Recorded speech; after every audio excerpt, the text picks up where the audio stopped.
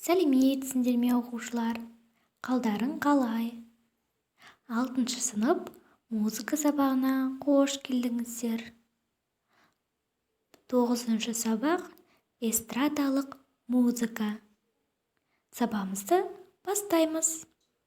Сабағымыздың мақсаты эстрада музыкасының жанрлары мен бағыттарын анықтау деп аталады. Музыкалық жанрларды зерттеу және ерекшелігін сипаттау, түсіндіру. Келесі суретке назар аударайық. Бірінші тапсырма. Ақпарат іздену, талдау. Майкл Джозеф Джексон 1958 жылы туылып, 2009 жылы қайтыс болды. Америкалық әнші, әндер авторы, музыкалық продюсер, өңдеуші, биші, хореограф, актер, сценарист, поп-музыка тарихындағы ең танымал орындаушы, поп-музыка патшасы деп танылған 15-ші Грэмми жүлдесінің иегері. Пантомима көрсету. Яғни Майкл Джозеф Джексон туралы біз біліп алдық, я? Келесі тапсырма.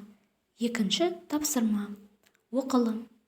Эстрадалық музыка сахна өнерінің концерттік, сауықтық түрі. Әсіресе музыкалық өнердің осы түрі кең ауқымда дами түсті. Эстрадалық әндер тек қана ойын-сауыққа құрылмаған. Эстрадада азаматтық әндер, портреттік, бейбітшілік үшін күрес және тағы басқалары. Эстрада поп-музыка жеке жанр, бағыт болып табылады. Ағылшын тілінен аударғанда поп-музик, популяр музик танымал музыка дегенді білдіреді. ақш-тың поп-музыкалық сахнасының маңызды бөлігі соул жанрын орындаушылардың тұрады. Француздың сахнасында поп-музыканы барлық бағытта бар.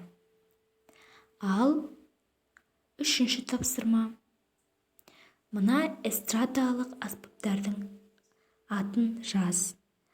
Оқушылар, бұл бір жағынан тапсырма, бір жағынан үй жұмысы болсын. Яғни, мына суретте көріп тұрғандардың аспаптарын атын жазасыздар. Мінекей, осымен сабағымыз аяқталды балалар. Келесі кездескенше сау болыңыздар.